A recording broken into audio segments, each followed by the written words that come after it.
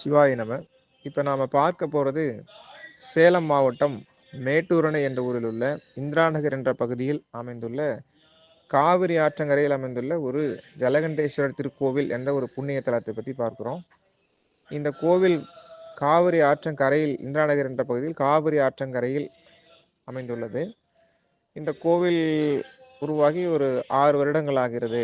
இந்த கோவில் காவிரி ஆற்றில் இருந்த ஒரு சிவலிங்க திருமேனியை எடுத்து ஒரு சிவனடியார் ஒருவரால் வழிபாடு செய்யப்பட்டு நாளடைவில் எம்பெருமானோட திருவருளால் இந்த கோயில் படிப்படியாக கோயில் அமைக்கப்பட்டுள்ளது. இந்த கோவில் கோபுரம் சிவலிங்கமே கோபுரமாக அமைக்கப்பட்டுள்ளது. 4 திசைகளும் சிவலிங்கம் அமைக்கப்பட்டுள்ளது.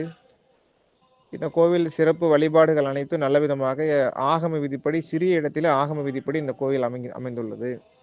பரிவார தெய்வங்களுடன் அமைக்கப்பட்டுள்ளது. இந்த கோயில் பிரதோஷ பூஜை, பௌர்ணமி பூஜை, தேய்பிறை, அஷ்டமி கால பூஜை அனைத்தும் சிறப்பாக நடைபெறுகிறது. காவிரி ஆற்றங்கரையில் அமைந்துள்ளதால் இது ஒரு புண்ணிய தீர்த்தம் அமைக்கப்பட்டுள்ள ஒரு திருத்தலமாகவும் தோஷங்களை தீர்க்கும் ஒரு தலமாகவும் அமைந்துள்ளது. ராகு கேது தோஷம், நாகதோஷம், இது போன்ற பல தோஷங்களை நீக்கும் ஒரு புண்ணிய தலமாக இது அமைந்துள்ளது.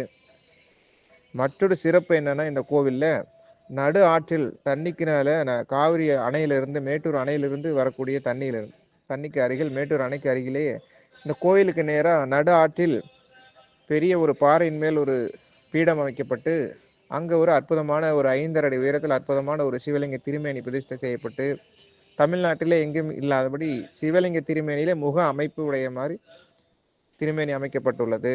ஒரு அற்புதமான ஒரு தனிச்சிறப்பாகும். இந்த திருமேனிக்கு தினமும் பரிசலில் போய் தான் விளக்கு ஏற்றிட்டு அபிஷேகம்லாம் செஞ்சுட்டு வராங்க.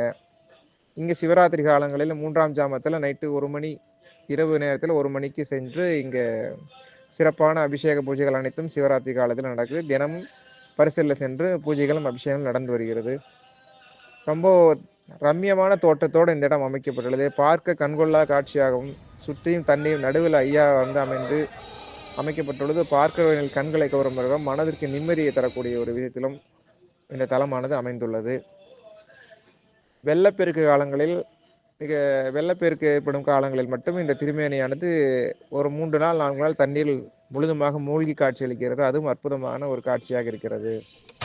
இந்த கோயிலில் சிவராத்திரி பூஜை, பிரதோஷ பூஜை, தேய்பிறை, அஷ்டமி கால பூஜை, அனைத்து பூஜைகளும் சிறப்பாக நடைபெற்று வருகிறது. வாய்ப்பு கிடைக்கும் பொழுது கட்டாயம் இந்த அற்புதமாக அமைக்கப்பட்டுள்ள இந்த சிவத்தலத்திற்கு சென்று எம்பெருமானை வணங்கி நாம் திருவருள் பெறுவோம். சிவாய நம.